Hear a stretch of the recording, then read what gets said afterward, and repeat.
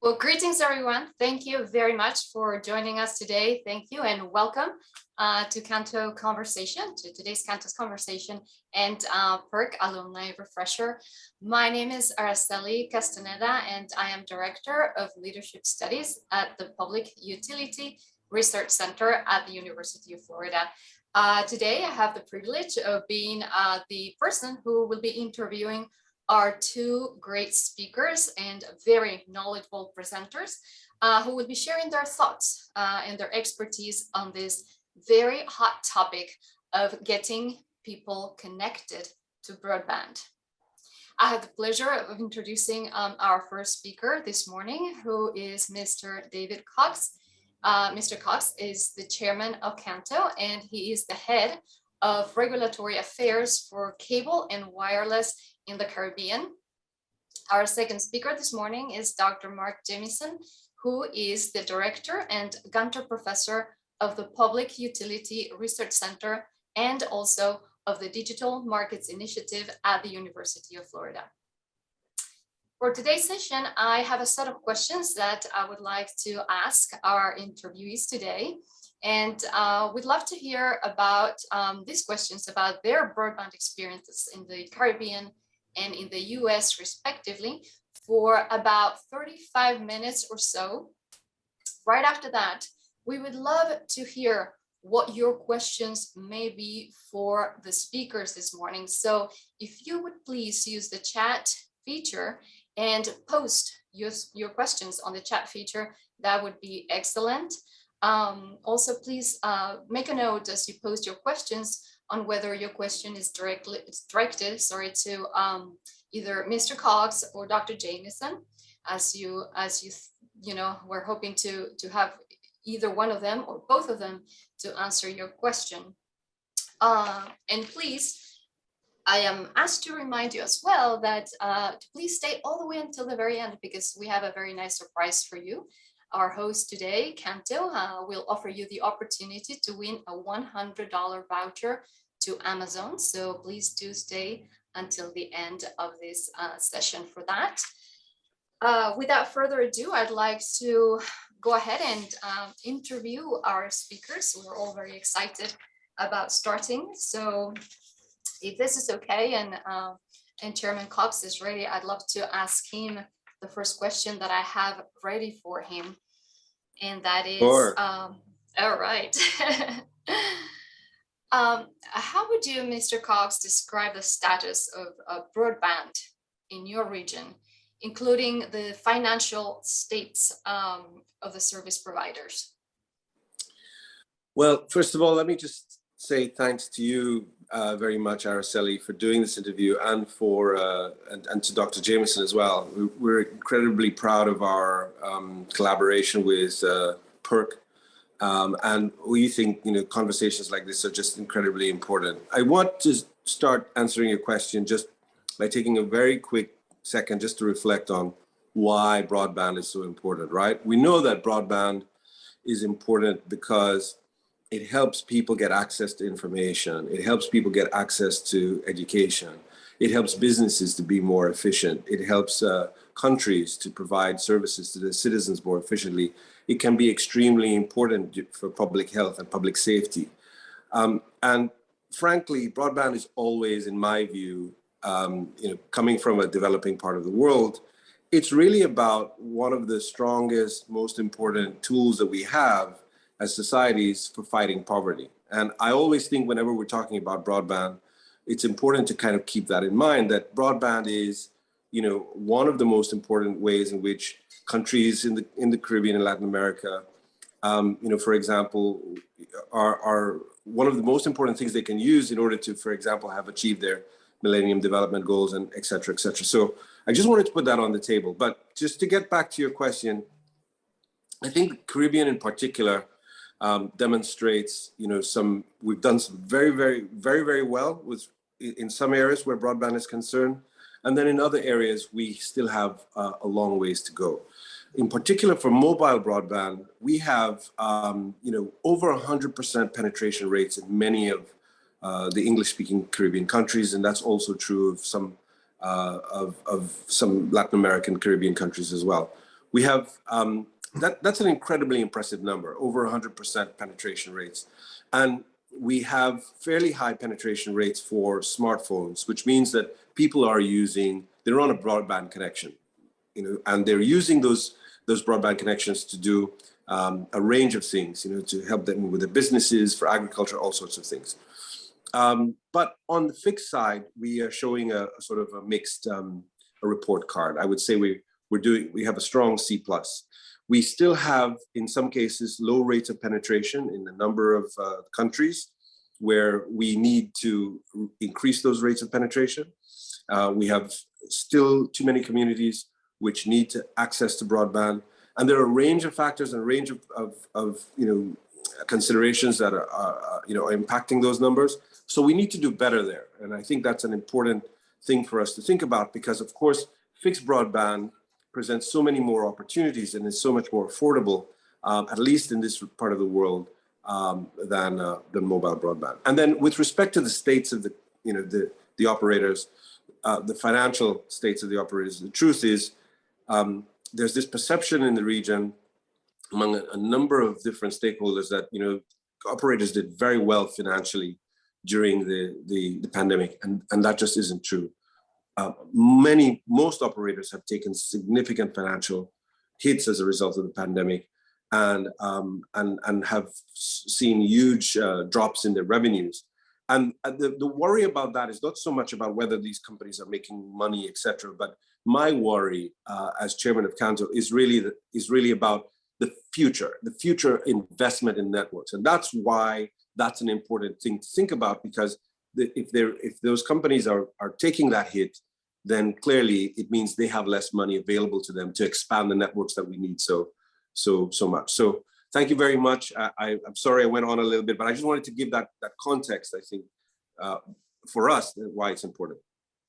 Perfect. Thank you very much. And Dr. Jamieson, we'd like to hear your thoughts on that particular question again as well, too. How would you describe the status of broadband in the US and Florida, including the financial states of the service providers? We've been fortunate in the United States with respect to broadband. It's performed very well throughout the pandemic. We have had good expansion of broadband. There's not a lot of places where it's not available. So we've tended to do fairly well, at least compared to kind of world standards, if you will. So let me talk about a couple of things on how we could do better. And I'll talk a little bit about why is it that things have tended to go well here.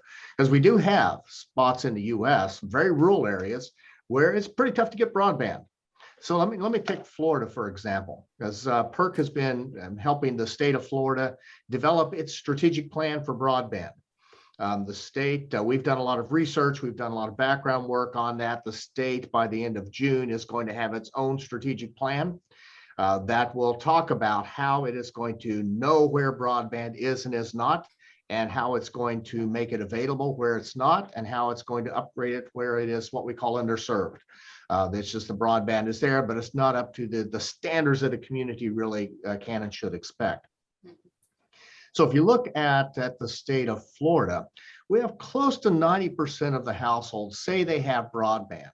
Now, we don't know exactly what they have. That's from the US Census data. And there's a question that's asked, do you have broadband? And so we get an answer to that, but we don't know the details. Unfortunately, in the United States, when we've talked about how do we know where broadband is and is not, we've taken a step that helped us protect kind of trade information, industry information that was competitively sensitive. In that we've aggregated the data at a what we call a census block level, which is a geographic area where we take our census. And so we'll know that broadband exists in that census block, but we don't know how many people actually have it available to them. So that's been kind of a problem for us. That always then overstates how much broadband's really out there. So if you look at Florida, for example, you could conclude that 96% of the people have access to broadband, but that's really not true because of the way it's just counted. That is being fixed.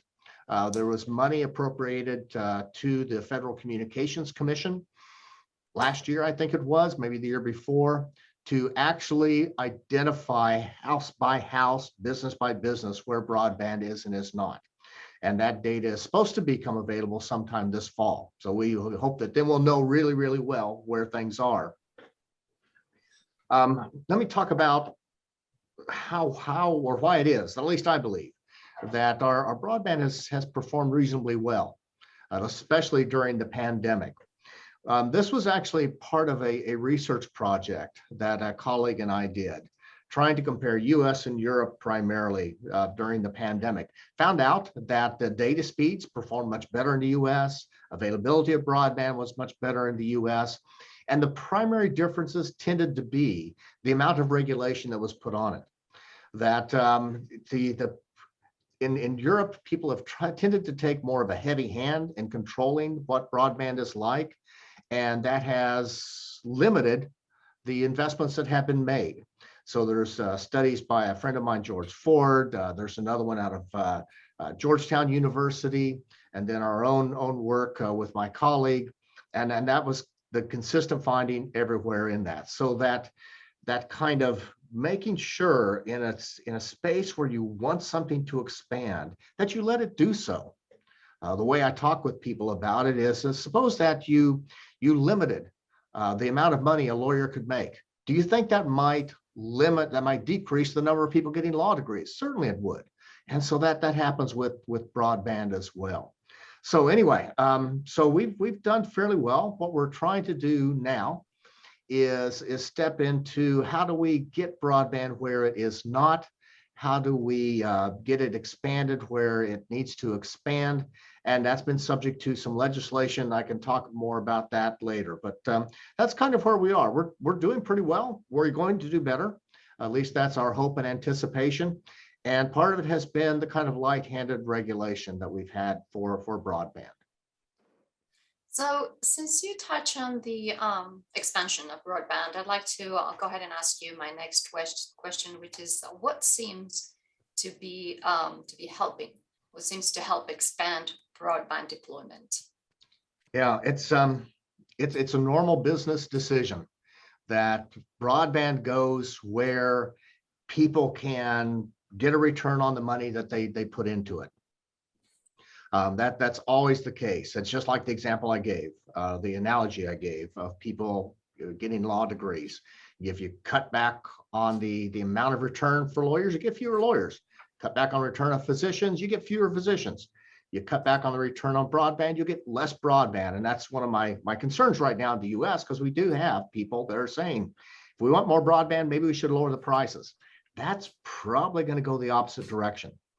So the ways that we've looked at and that we've been able to analyze for how do you get more broadband, one is the number one thing is to make sure it's profitable for people to do it. And that works. So that is the right kinds of regulations, but it's also in places where broadband's just not going to be commercially viable.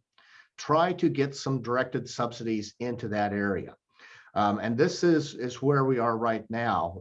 Florida is stepping into it, into getting some work in that space. The federal government is providing like $42 billion across the country to do that. The big challenges in that space, though, are one, knowing where broadband is and is not, and the Federal Communications Commission is supposed to be helping us with that. So I hope that goes well. And then the second big challenge is to make sure that when you send out a subsidy, you're sending it to the entity that's going to give you the very best work.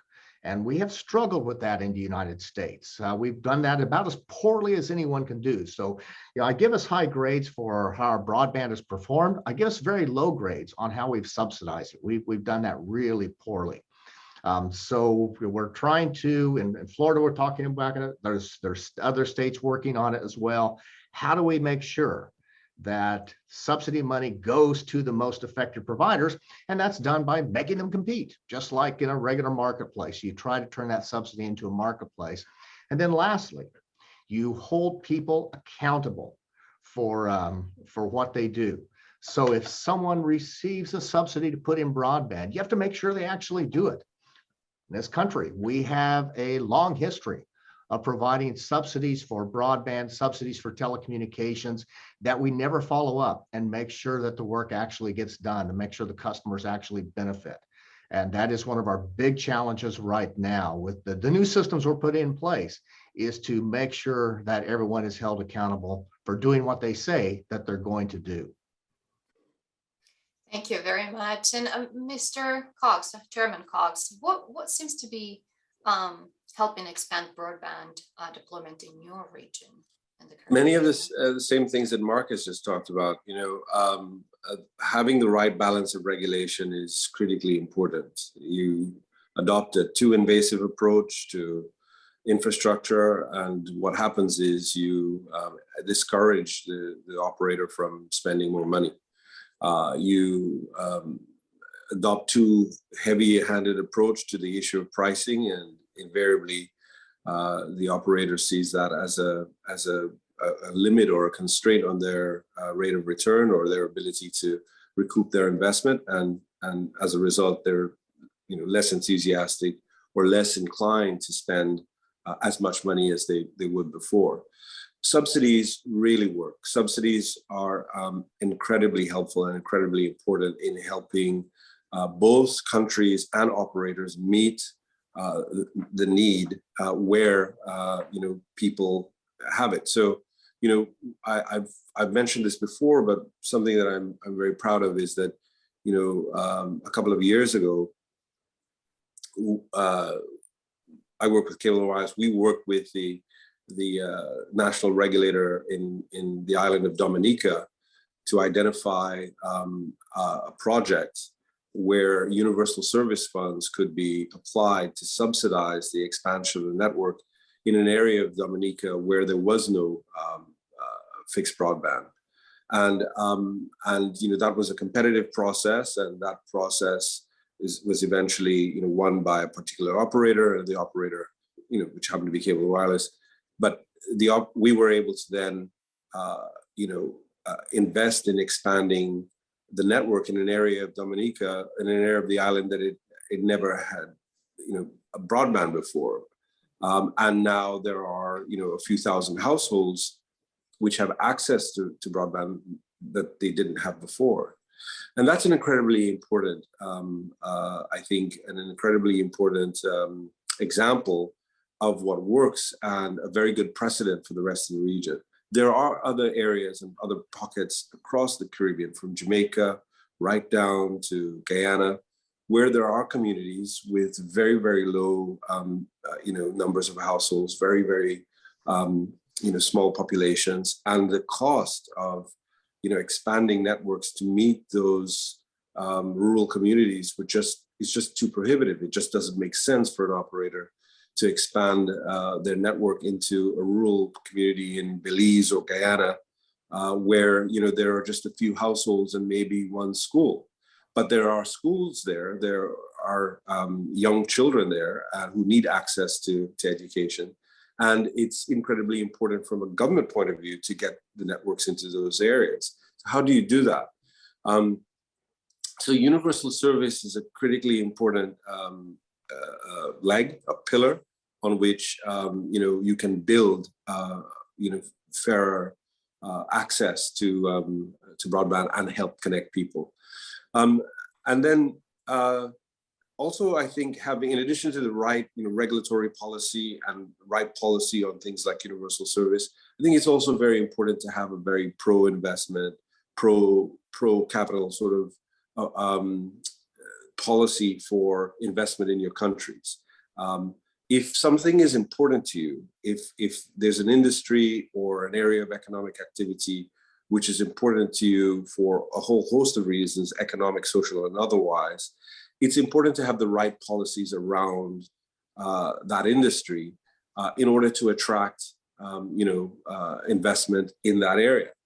And too often I see countries adopting either tax or other sorts of policies which frankly are a disincentive. They have a chilling effect on foreign direct investment into that area.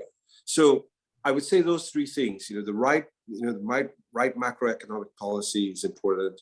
because you want to make investment, as you want to be as attractive to capital as possible. You want to make your country a great place for doing business. So making it more efficient and making it more attractive to invest is important. Having the right policy on universal service is critically important.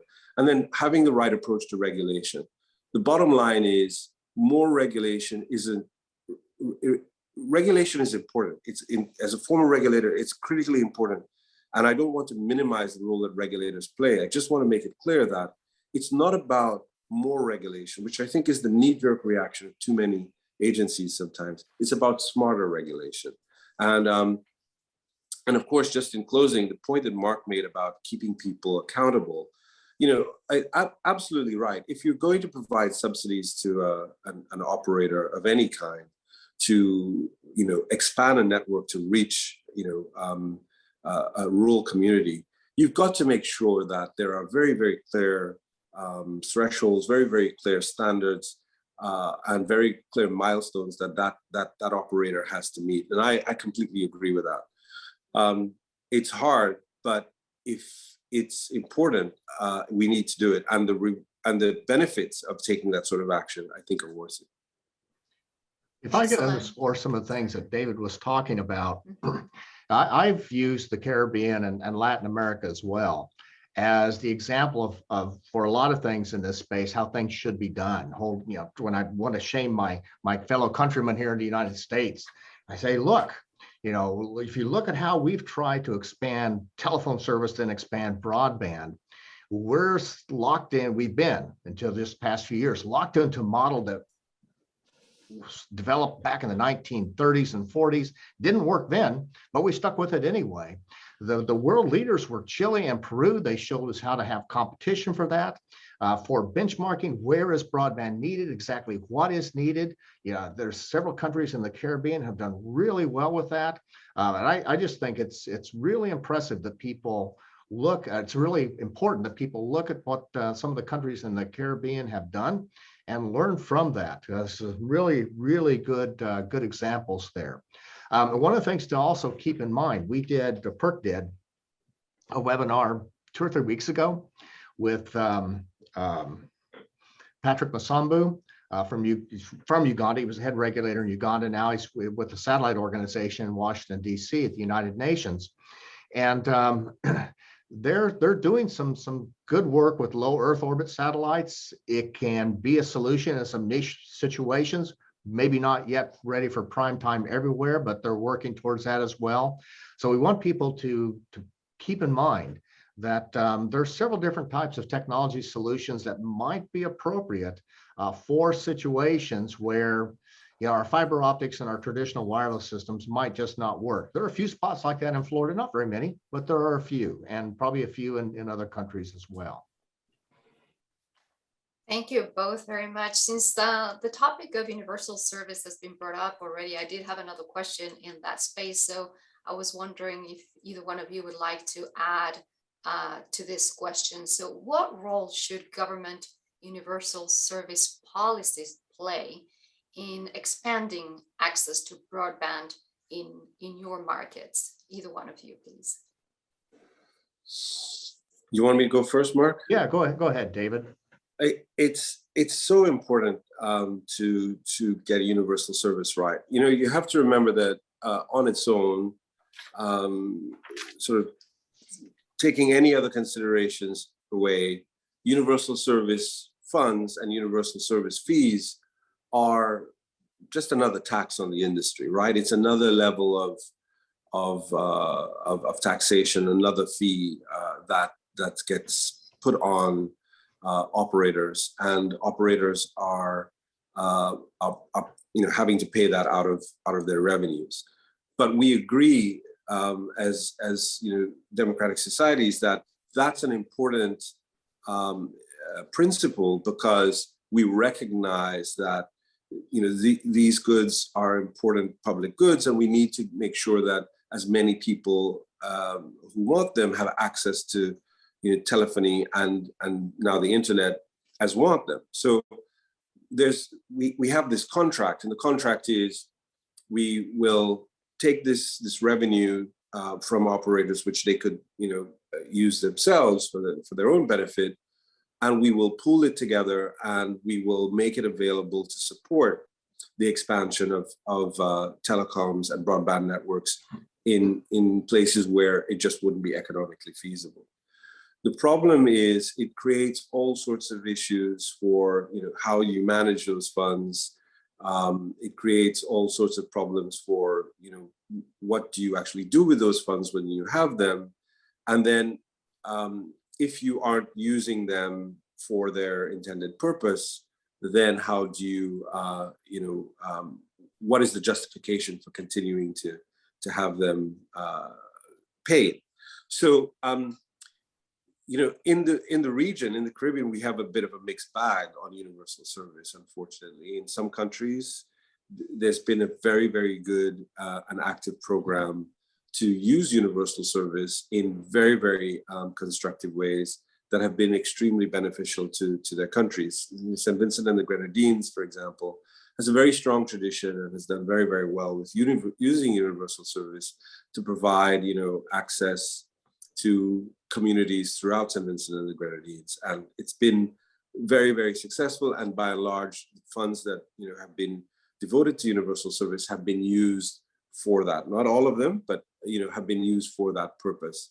But there are some countries which have accumulated huge bundles of cash just sitting in accounts and which haven't been used for that purpose of expanding access, etc. So it's very important that the funds are managed properly.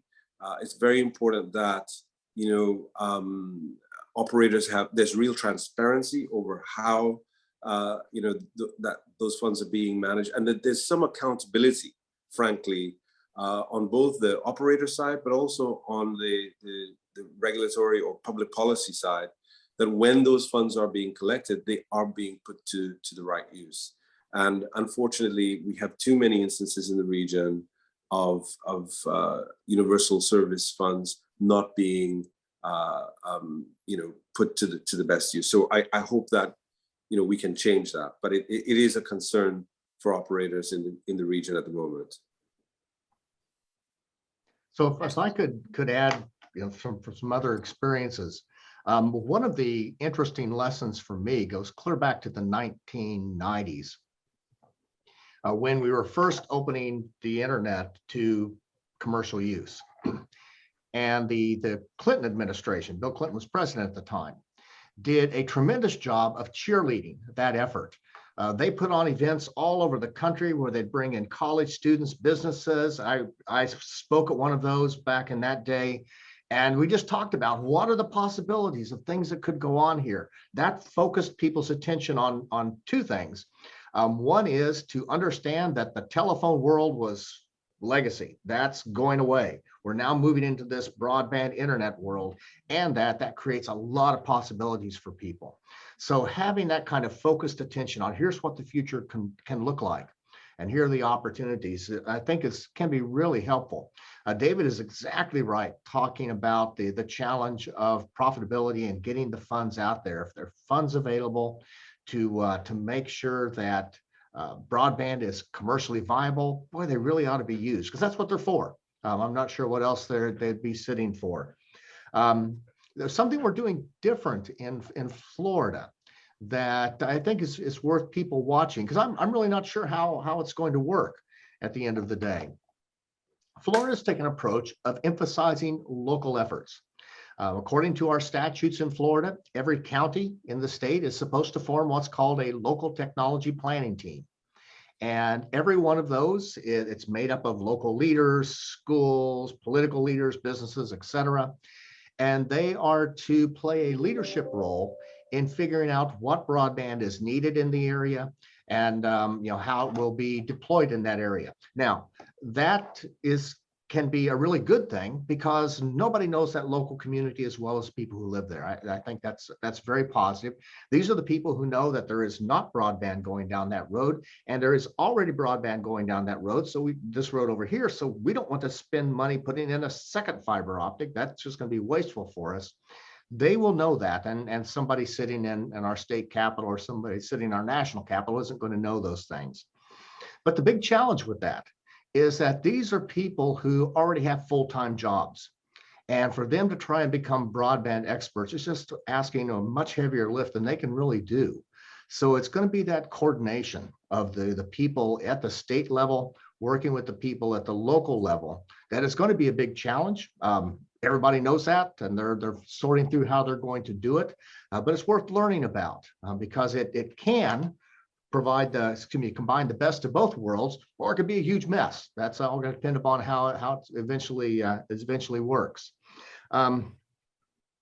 One other thing to also keep in mind, and I think we'll get to this perhaps in a different question, is that while David and I have talked on the supply side of broadband, the demand side is going to matter as well, because not everyone is convinced that they should use broadband. It just maybe they don't quite see it fitting their lives. And if I think you've got a question coming up on that, Araceli, so I won't go any farther than that, but it's not going to be obvious to everyone that they need broadband. So we'll have to talk about that too. And that's where at least some of the cheerleading comes in to be important.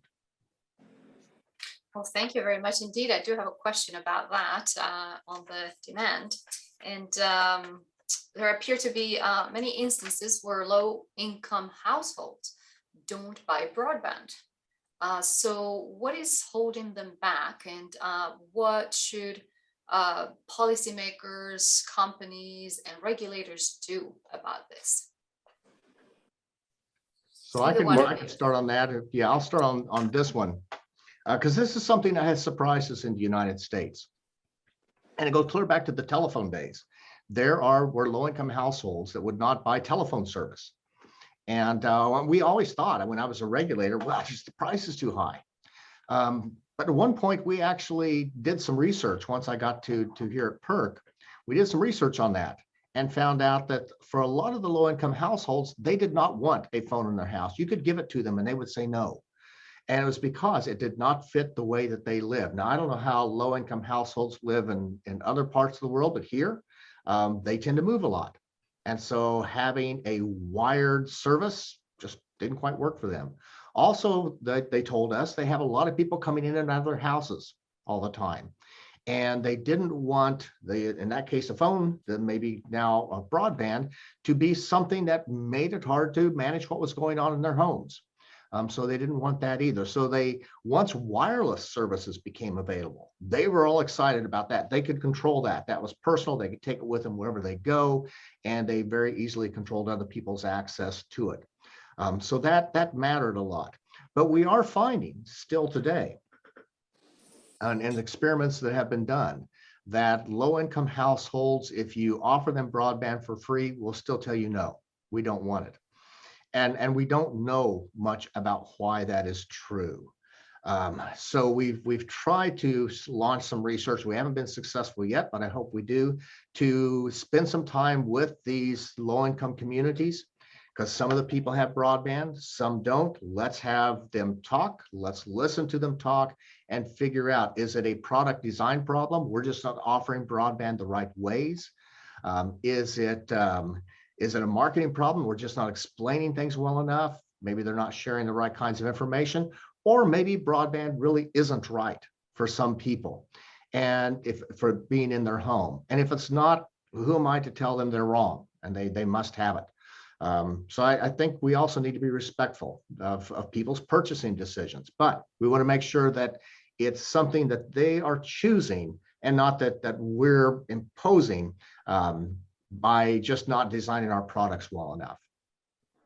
Or denying them because of the way that we've designed the product. Mm-hmm. And I completely agree with everything Mark said. The fact is that there's too little research, and particularly in the Caribbean, too little consideration given to this question about demand side constraints and demand side considerations.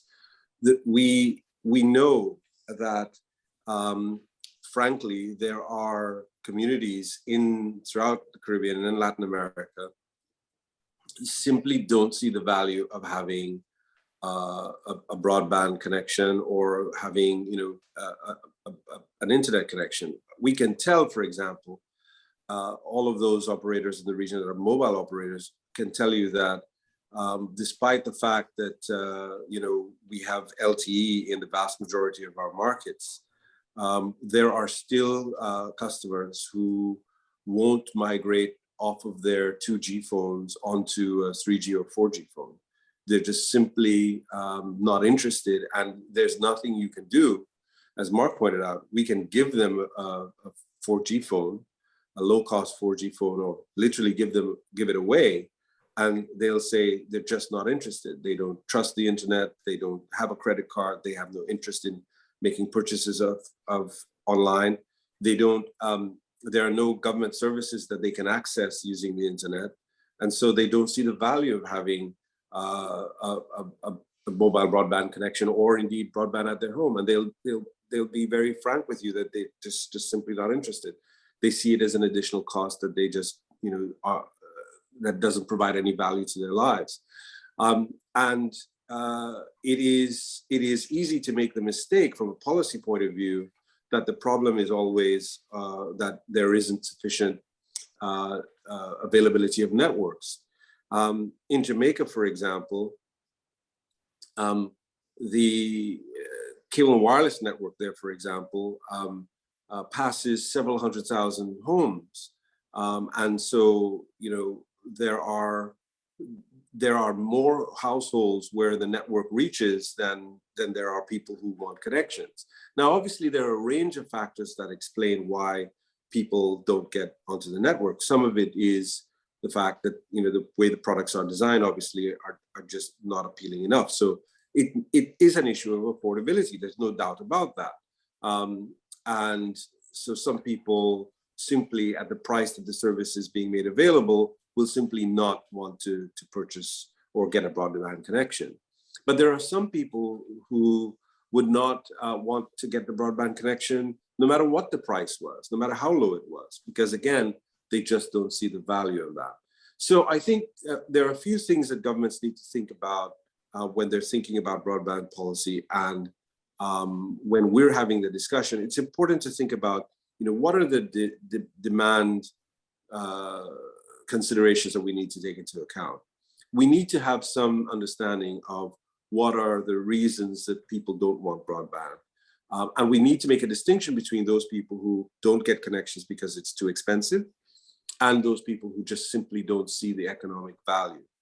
And then I think governments need to think about what they can do, what steps they can take in collaboration with the private sector to encourage greater demand. Certainly putting more government services online, through digitization, getting government services online is going to have an impact. If people in rural communities are educated to the truth that, for example, they don't need to leave their homes and travel for a day to the city center in order to get their passports or their license renewed, or to have some other, or to pay their taxes or whatever, government service they need to have access to or to undertake. If they can do all of that online and do it in a way that's simple, that's secure, that they feel safe, they may then begin to see the value of getting a broadband connection. So putting government services online is a great way to encourage demand. Focusing on education, focusing on helping people to understand what broadband can do for them in their lives, how it can make their lives better and more efficient, etc., safer, etc., can have a great role to play. If you start young, we know that from research that young people will then want to have a broadband connection throughout their lives. And then so education is incredibly important, and that's both for government and for the private sector to do. And then I also think it's important that government think about its approach to end devices and the availability and access to end devices, smartphones and laptops. These devices remain relatively expensive for developing countries. They're being imported into parts of the world that don't produce these devices.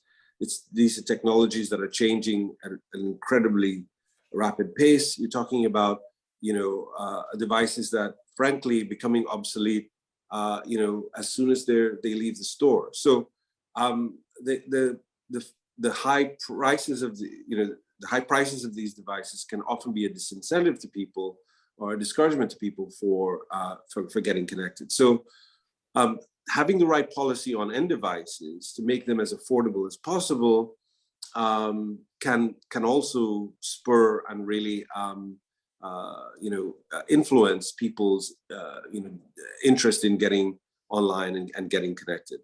And there are other things that can be done, but I think those three areas, working on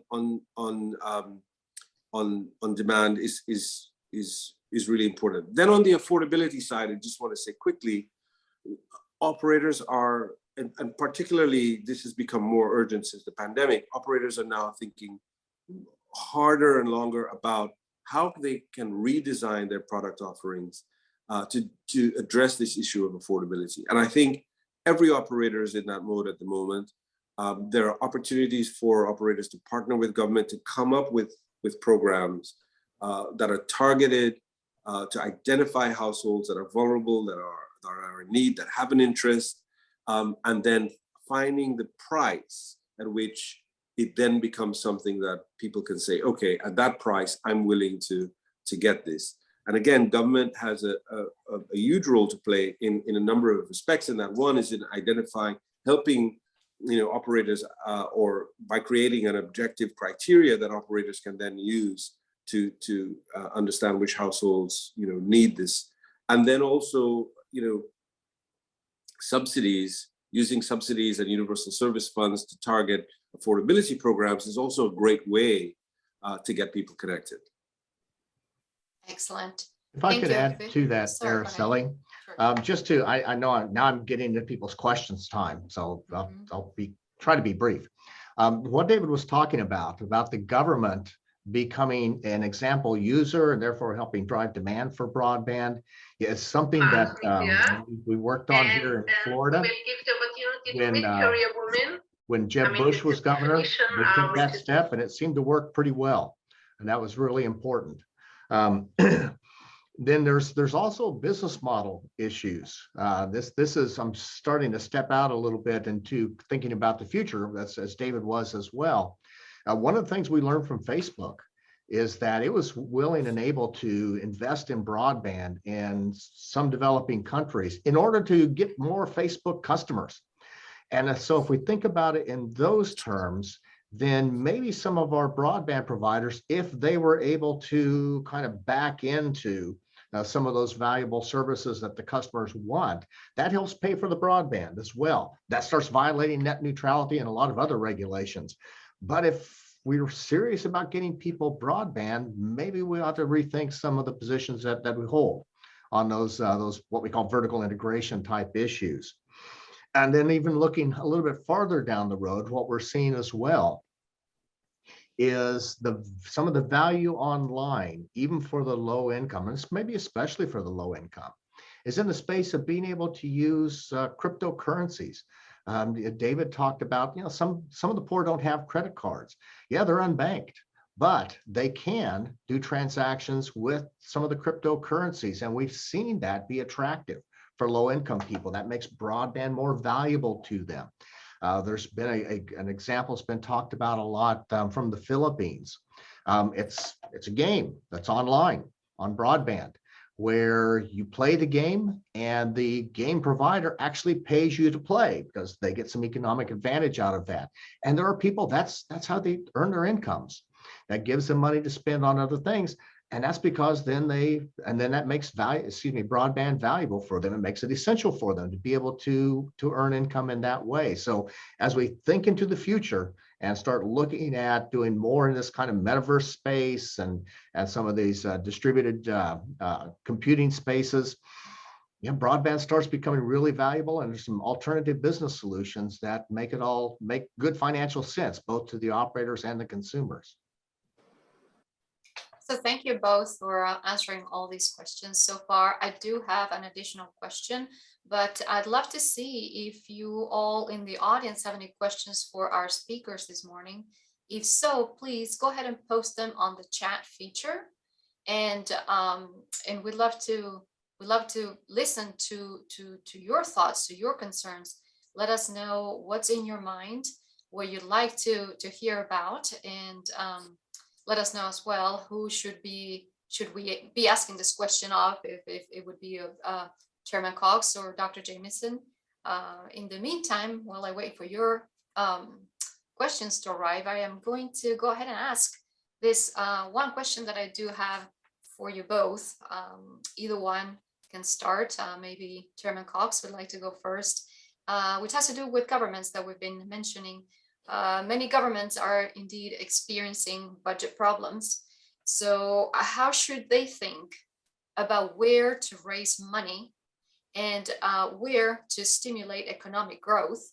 And how does broadband fit into this? Yeah, that's a great question. I mean, we know the data that investment in broadband makes our economies more efficient and actually helps grow our economies, helps, has a positive effect on our GDP. And lowering costs for operators also means we're lowering costs for business, for the services that we provide. And the Caribbean, I can't speak so much for Latin America, but the Caribbean is they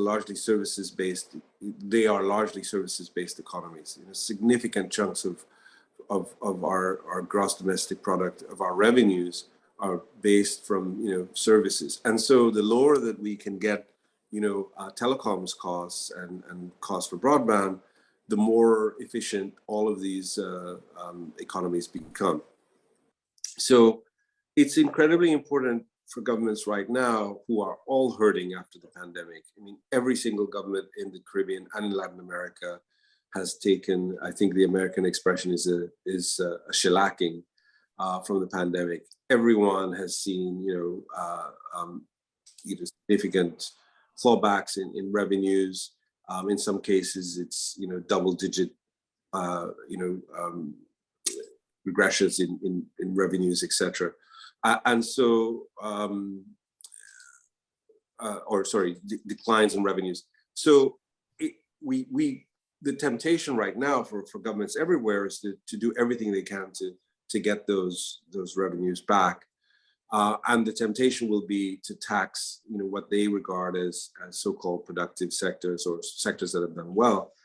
But as I pointed out at the beginning of the conversation, the reality is that unlike some sectors, maybe insurance and banking sectors and some other sectors, the telecoms industry has taken a pretty hard hit from the pandemic. And so it's important that governments think about this in a strategic way. If they put further taxes on an already sort of overburdened sector, it's going to slow the rate of growth and also going to slow the rate of recovery, at least for that sector. And that sector is,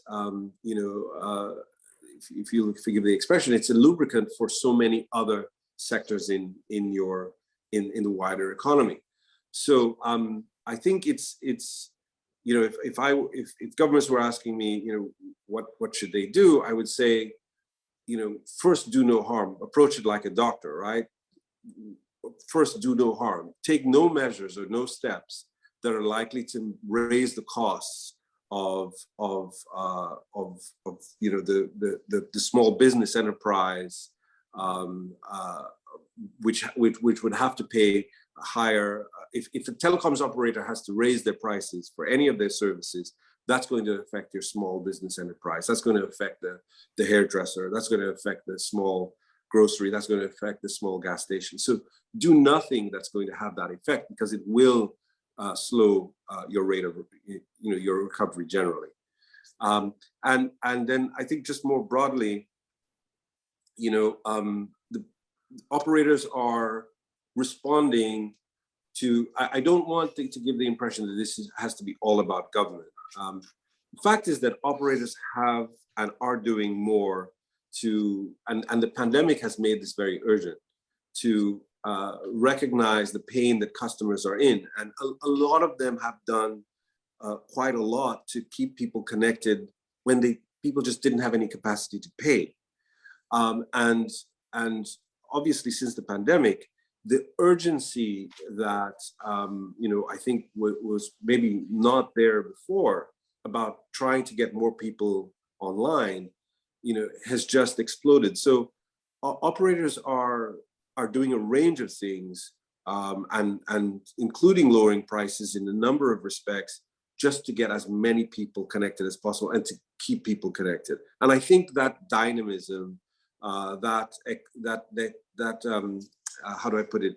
That experimentation with pricing and with products and services will continue for some time, and it will. And the private sector, if it's given the space, will do a lot of good in this area. Excellent. Dr. Jamieson, do you have any quick comments on this Nope, question? I won't add because we have at least three questions in queue. So I'll move to those. We do, and the first question that we have is for David. David, you mentioned that there must be the right balance of regulations. Do you have any examples of what you think is a balanced regulation model?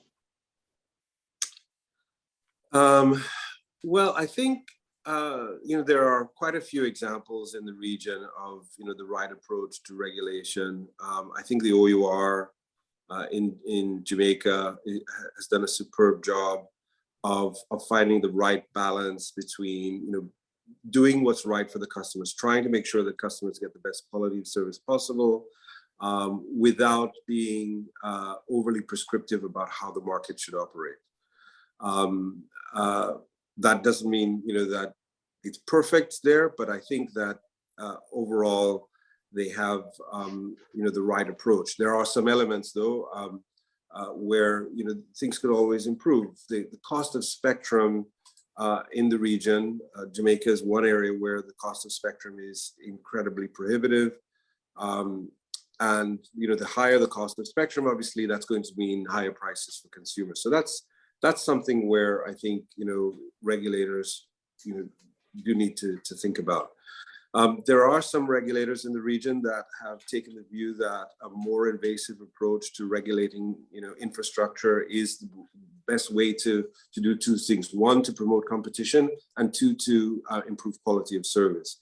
And we know from the example of the UK, for example, and Europe, first of all, that a more invasive approach in regulating infrastructure, such as has been adopted in places like Cayman, it just doesn't work. It just doesn't result in the level of competition that regulators think it will, and it frankly doesn't improve quality of service. The things that really improve quality of service: competition, and you get competition when investors see an opportunity in the market and they see a good rate of return.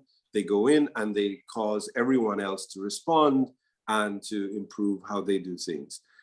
There's regulation in the Eastern Caribbean that's on the horizon, which is going to have a very, very aggressive impact on the industry, because it's going to give far more discretion to regulatory authorities to interfere in the market. And we know that because of this huge asymmetry of information between the private sector and the public authorities, that having more powers to intervene in the market isn't necessarily always a good thing. And then finally, it's important to think about just this the area of in particular infrastructure. The quality of service is critically important, right? It's when we talk about broadband, and we need to think about so many levels of it. We need to think about affordability. We need to think about access. But you can get a broadband connection and then it just isn't a very good connection. And then the issue becomes, how do you ensure that people get really, really good quality for what they're paying for? And there are various ways in which you can do that. And some of the ways in which you can do that is you can directly try to force or compel an operator to provide service in a particular way, as they've done in the British Virgin Islands, for example. And it typically doesn't work.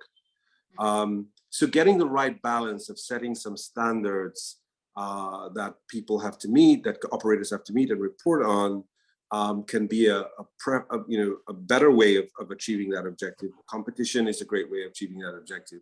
The last thing that any regulatory authority and frankly any government should want to do is get involved in the market themselves. We're seeing evidence of that in Jamaica and in Cayman, and that just leads to disaster. It's not economically feasible. It always leads to slowing of investment from the existing operators. It always leads to degradation in the overall quality of services that people receive. So those are some bad examples of regulation that I can think of quickly, and I could probably spend a lot more time talking about that. Thank you very much. We do have another question on the chat for Dr. Jamieson. How would you evaluate the current risk to broadband investment by the private sector? Technology is going faster than we can keep up. GEOs, LEOs, 10G networks, 5G networks, 6G networks. The future is uncertain and huge sums of money could be lost or go unrecovered. What are your thoughts on this? Yeah, I think it's great. Yeah, if I were in David's shoes, I might be a little bit more concerned about some of these things. But from an opportunity for economic development, economic growth, producing a future that none of us are anticipating, I think this is a wonderful opportunity. The businesses just have to stay very adaptable. And putting in the fiber optics is a pretty safe bet in most places. It's a very adaptive technology. Putting in baselines for the wireless services. We know wireless is going to be an essential part of what goes on as well. It won't be exactly as we have provided 4G, 3G in the past. 5G has some private aspects to it, some slicing to it that creates all kinds of new opportunities and different types of business models. So it is risky, but the rewards can be immense. And so I'm pretty excited about all of it myself. Great, thank you. We do have another question for Chairman Cox. What are your thoughts? This is a question that I've received separately. It's not on the chat, on the general chat. What are your thoughts on providing broadband service using low-level satellites? Is it feasible based on experience to provide service to areas that lack fiber or FWA? And do you have recommendations on companies that use LEO satellites? Yeah, so, I think that's an interesting area for us to look at. Look, we're in a disaster-prone region, and we're in a region where we have, pockets of populations that are hard to reach and are expensive to reach. So I think it would be wrong of me to say or to dismiss any technology that could potentially provide a solution to providing services to those people. I think the question is, what are the circumstances and conditions in which it's right for us to think about those technologies, and to what extent can we rely on those technologies as a sustainable solution? My view at the moment is it's not ready for prime time, to use Mark's expression, by which I mean I just don't think it's ready yet to be ubiquitous enough that it can be a national solution, one. And obviously there are issues then of competition with terrestrial providers who have invested these huge sums of money to put wires in the ground and build these very complex networks. And of course, there are challenges that come up. But I think the competition issues aside and issues for competing for spectrum aside, I think the bottom line is it's an important technology which could potentially provide a solution to a great need, and we need to think about how we can give people access to it in the right conditions. Thank you both very, very much. We do have one other couple of questions on the chat. I'm just not sure. We're probably running out of time since it's 11 o'clock right now. And I believe it is my turn to thank you both very, very much. I think we could have gone so much longer this morning and talk so much longer. So hopefully we'll get the opportunity to engage with you both in this topic and other topics in the future. The interest is clearly there. So thank you very much. And I think it is time for me to, I hear that I can take other questions. So sorry, I hear I can take other questions. So I'd like to go ahead and ask you then, if that's all right, a question that was posted on the chat as well. That says, it's for you both. It says, what are your thoughts on a regional regulator for the Caribbean ICT sector? How will this impact countries with regulatory models that are more advanced than others? And what are your thoughts on regulating over the top players? Maybe I should let Mark go with that first. Poor David. Yeah, David used to be with a regional regulator in the Caribbean, but maybe now has a conflict of interest on this particular question. Personally, I hope that the regulators in the Caribbean understand that they're world class. There are certainly some that are stronger than others. Some struggle more than others do. But I trot around the world a lot, and the regulatory community in the Caribbean is really very, very good. I don't know that I would want to have a regulator for the entire region, because the systems are so dynamic, and we get people trying different things and opportunities to learn from each other. So what I would encourage people to do, and I've encouraged this for a long time, so it must be a bad idea and I just don't know it, is to work together, form committees across the countries. Because, and this is where David may not get excited about this, but I've always wondered, almost all of the countries regulate cable and wireless. Why don't they have uniform reporting standards? So they all get kind of comparable data from Digicel, from cable and wireless, from anybody that's multi-country. It just helps a lot if the information you get can be compared and used. I encourage people to understand that one of the most dangerous things in regulation is an ignorant regulator, because the regulator will act as if he or she has all the information he or she needs, because they have no choice. And if they lack information or get bad information, bad decisions will come from that. So I'd encourage people to do that. For kind of capacity building, because certainly 10 per courses, that always helps. That goes without saying. But there was a really interesting model run by a friend of ours in Africa, Anton Eberhard. He's a professor at Cape Town University. He took a team of regulators in the southern part of Africa, and they went from country to country and met with the parliaments, met with the presidents, government officials, and just said, here's what we see going on in your country with regulation. Here's what's going on in this country. Why are you doing the things that you're doing? And it gave opportunities for everybody to learn from each other and to really challenge where systems were being held back. I thought that was an amazing effort. I do think it made progress. I've not seen an ex post study that says that it made XYZ impact, but from just talking with the participants, they found that really valuable. It was very, very eye-opening for them. So I'd encourage that as well.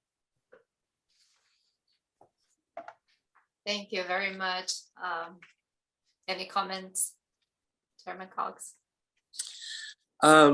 Yeah, I think that I agree with Mark. We have the Caribbean punches way above its weight, just in terms of in the regulatory space, and what the Caribbean has been able to achieve in the last 20, 25 years in telecoms regulation, I think is admirable. And I think my problem is probably, as a former regulator, I'm too passionate because when I see us making mistakes, it's personal for me.